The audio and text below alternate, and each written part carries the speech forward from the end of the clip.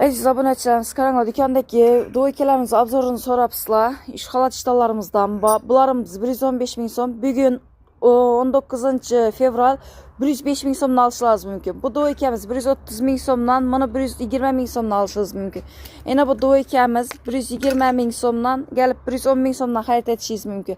Yine bu 110'luklarımız bulanıp 100 bin so'mdan xarid etişiniz mümkün. Bularımız hazır 18'inden 22'sine skitkede durgan vejlerimiz inen geleverəslər 130'luk. Bularımız başı yemerke 56 aça doğru geldi 120'de alışınız mümkün. Yine bunda sportivni doğu ülkelerimiz standart 54 aça doğru geldi 105'lik 95 bin so'mdan alışlarınız mümkün. Bambuk material. Bunda 100 bin so'mluğumuzni 90 bin so'mdan alışlarınız mümkün. Yine az kıskaça obzor etip vereme. Yine bu gönekleriniz 120'lik, mana 110 bin so'mdan. Bularımız 125'lik 115 bin so'mdan. Bularımız naturalke, damar naturalke 150'lik 140 bin so'mdan.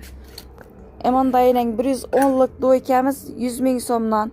Bir anda 105'lik özbekçelerimiz 95 bin so'mdan.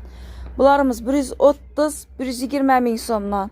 Bularımız 110, 100 bin so'mdan. Keyin yine lasagradalarımız 130, 130'dan 120 etip alışınız mümkün. 56 aça doğru geledi razmerler.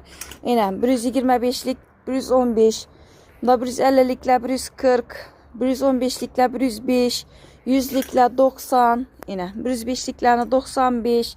Şurada gelip görüp tellep alışlarınız mümkün. Bunda baş yemerke lasagradalarımız 190'lıkla 180, 180'likle 170, yine 180'likle 170, 200'likle 190, 170'liklerini 160, yine bularımız baş yemerke 60 aça razmer, boyları uzun. Bunda mikrovelvetlerimiz bakarga hemmesi 120'liklerini 110'a, bunda 170'liklerini 160'a.